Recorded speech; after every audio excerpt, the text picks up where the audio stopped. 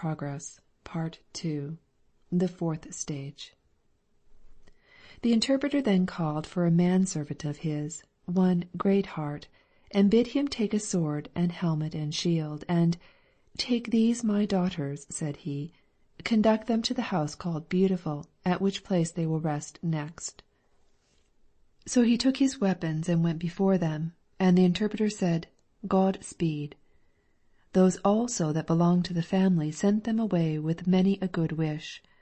So they went on their way and sang, "This place hath been our second stage. Here we have heard and seen those good things that from age to others hid have been. The dunghill raker, spider, hen, the chicken too, to me have taught a lesson. Let us then conformed to it be. The butcher, garden, and the field, the robin and his bait. Also the rotten tree doth yield me argument of weight. To move me for to watch and pray, to strive to be sincere, to take my cross up day by day, and serve the Lord with fear." Now I saw in my dream that these went on and Greatheart before them. So they went and came to the place where a Christian's burden fell off his back and tumbled into a sepulchre. Here then they made a pause. Here also they blessed God. "Now," said Christiana, "it comes to my mind what was said to us at the gate, to wit, that we should have pardon by word and deed. By word, that is, by the promise; by deed, to wit, in which way it was obtained. What the promise is, of that I know something, but what it is to have pardon by deed, or in what way that it was obtained, Mr. Greatheart, I suppose you know. Wherefore, if you please, let us hear your discourse thereof." Greatheart: "Pardon by the deed done is pardon obtained by some one for another that hath need thereof, nor by the person pardoned, but in the way, saith another, in which I have obtained it. So then, to speak to the question more at large, the pardon that you and Mercy and these boys have attained was obtained by another, to wit, by him that let you in at the gate. And he hath obtained it in this double way. He hath performed righteousness to cover you, and spilt his blood to wash you in." Christiana: "But if he parts with his righteousness to us, what will he have for himself?" Greatheart: "He has more righteousness than you have need of, or that he needeth himself." Christiana: "Pray make that appear." Greatheart: "With all my heart.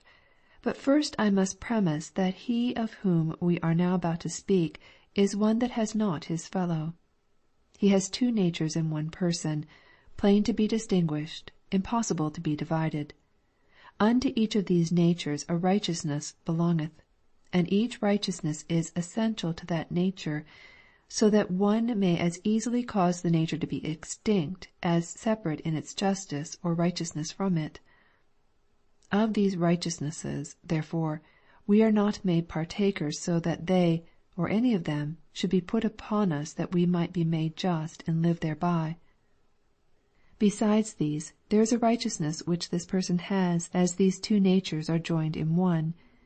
And this is not the righteousness of the Godhead as distinguished from manhood, nor the righteousness of the manhood as distinguished from the Godhead, but a righteousness which standeth in the union of both natures, and may properly be called the righteousness that is essential to his being prepared of God to the capacity of the mediatory office which he was entrusted with. If he parts with his first righteousness, he parts with his Godhead. If he parts with his second righteousness, he parts with the purity of his manhood. If he parts with his third, he parts with that perfection which capacitates him for the office of mediation.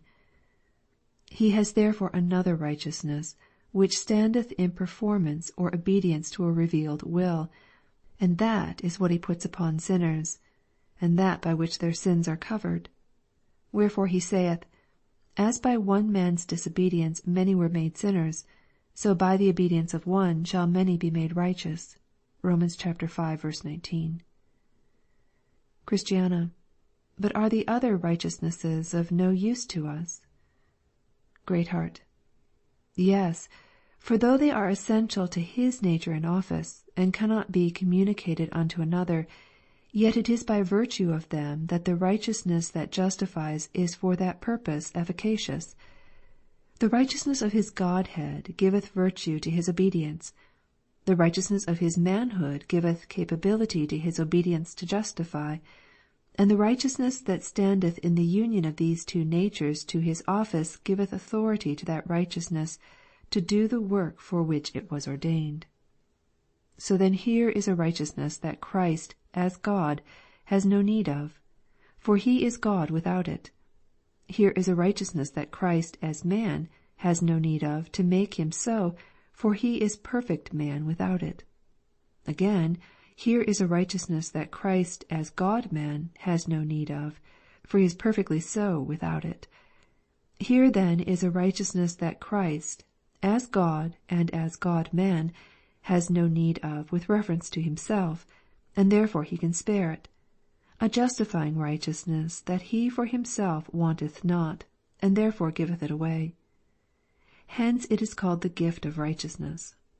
This righteousness, since Christ Jesus the Lord has made himself under the law, must be given away, for the law doth not only bind him that is under it to do justly, but to use charity.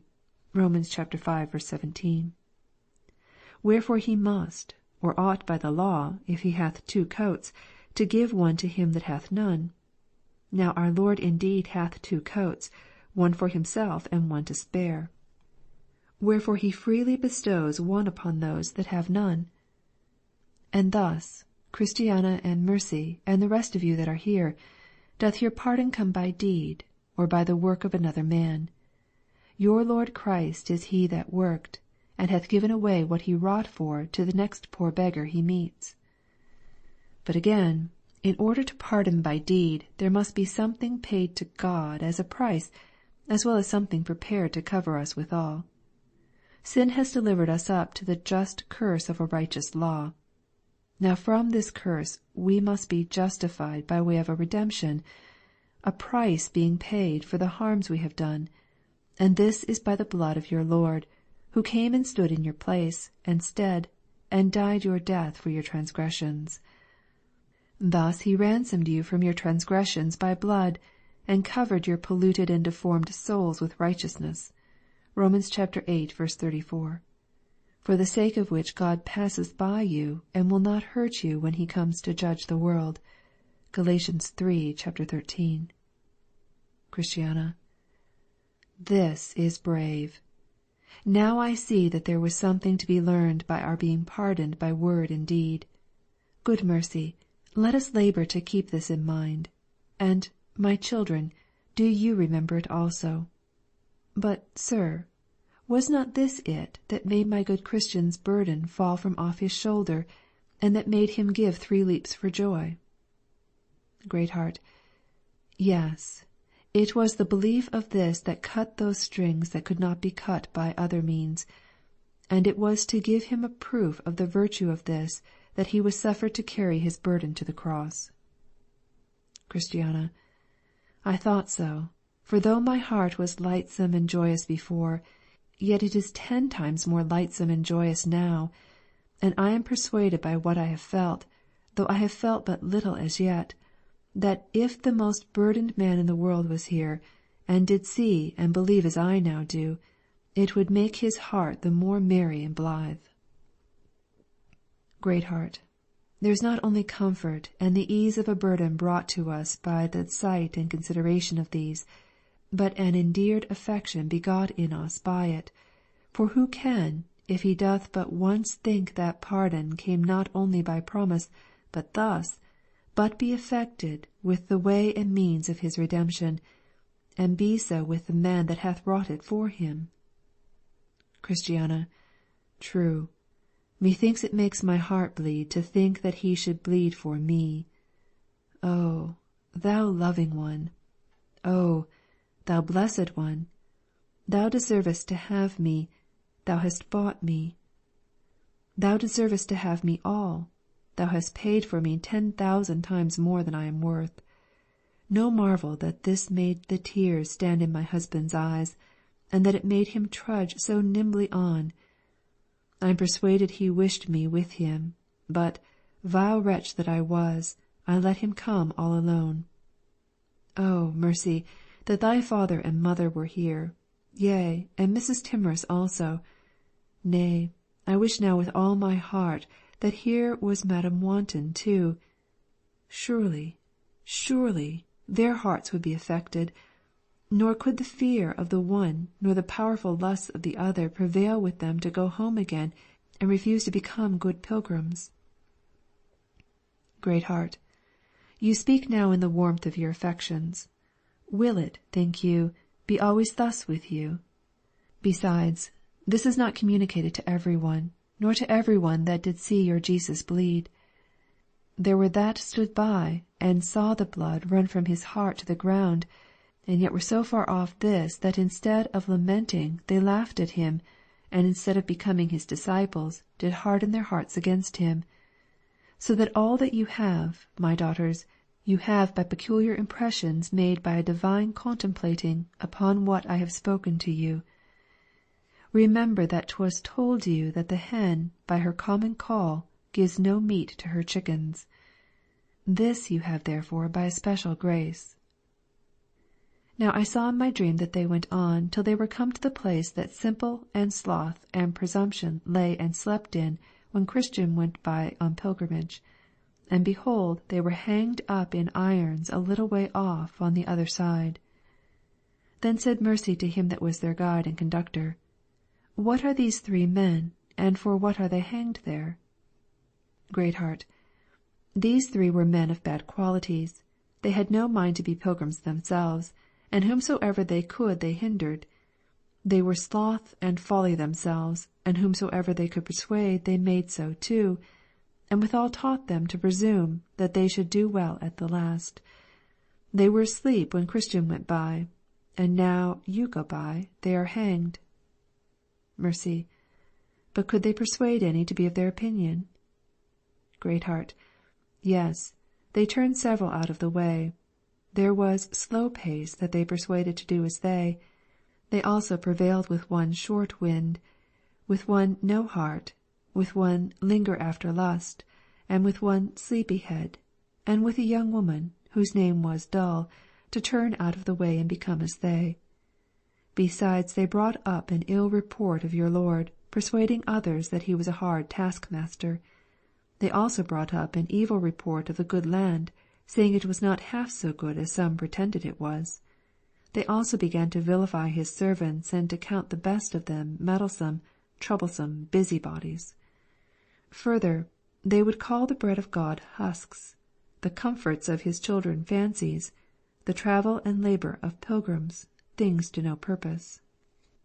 Nay, said Christiana, if they were such, they should never be bewailed by me. They have but what they deserve, and I think it is well that they stand so near the highway that others may see and take warning. But had it not been well if their crimes had been engraven in some plate of iron or brass, and left here where they did their mischiefs, for caution to other bad men? Greatheart, so it is, as you may well perceive, if you will go a little to the wall. Mercy, no, no, let them hang and their names rot, and their crimes live for ever against them. I think it a high favour that they were hanged before we came hither. Who knows else what they might have done to such poor women as we are? Then she turned it into a song, saying, Now then you 3 hang there, and be a sign to all that shall against the truth combine, and let him that comes after fear this end, if unto pilgrims he is not a friend. And thou, my soul, of all such men beware, that unto holiness oppressors are.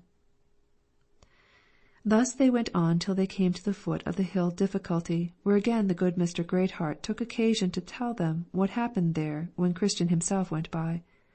So he had them first to the spring.